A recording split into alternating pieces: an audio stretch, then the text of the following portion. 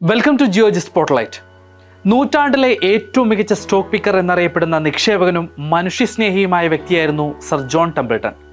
1954 അദ്ദേഹം ടെംപിൾട്ടൺ growth fund സ്ഥാപിച്ച് mutual ഫണ്ടിലേക്ക് കടന്നതോടെയാണ് ലോകം അദ്ദേഹത്തെ ശ്രദ്ധിക്കാൻ തുടങ്ങിയത്.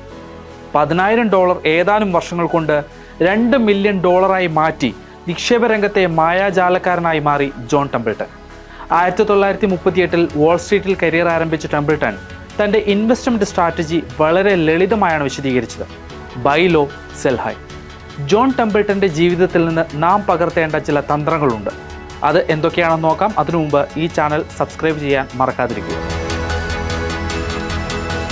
ഇൻവെസ്റ്റ്മെൻറ്റ് ഒരിക്കലും ചൂതാട്ടമല്ലെന്ന് പറയാറുള്ള വ്യക്തിയായിരുന്നു സർ ജോൺ ടെംപിൾട്ടൺ. ഡേ ട്രേഡിങ്ങിനെതിരായിരുന്നു അദ്ദേഹം.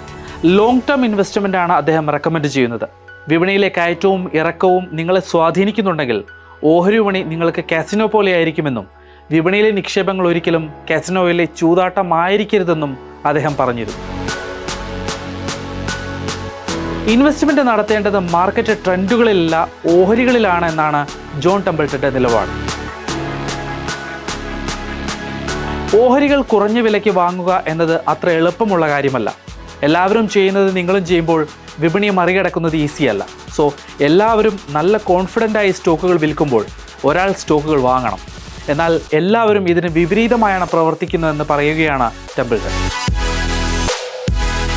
നിക്ഷേപങ്ങൾ ഡൈവേഴ്സിഫൈ ചെയ്തില്ലെങ്കിൽ അപ്രതീക്ഷിതമായി ഉണ്ടാകുന്ന സംഭവങ്ങളിൽ നഷ്ടം സംഭവിക്കാൻ സാധ്യതയുണ്ട്. റിസ്ക് ഉള്ളവയിൽ പോലും ഇത്തരത്തിൽ നിക്ഷേപം നടത്താം. കാരണം വലിയ നഷ്ടങ്ങൾ ചിലപ്പോൾ തടയാനാകില്ല, പക്ഷേ അതിൻ്റെ ആഘാതം കുറയ്ക്കാം.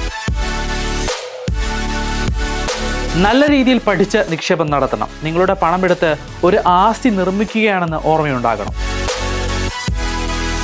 ഇൻവെസ്റ്റ്മെൻറ്റുകളിലെ അബദ്ധങ്ങൾ ഒഴിവാക്കാൻ എന്താണ് വഴി? നിക്ഷേപം നടത്താതിരിക്കുക എന്നതാണ് അതിനുള്ള മാർഗം.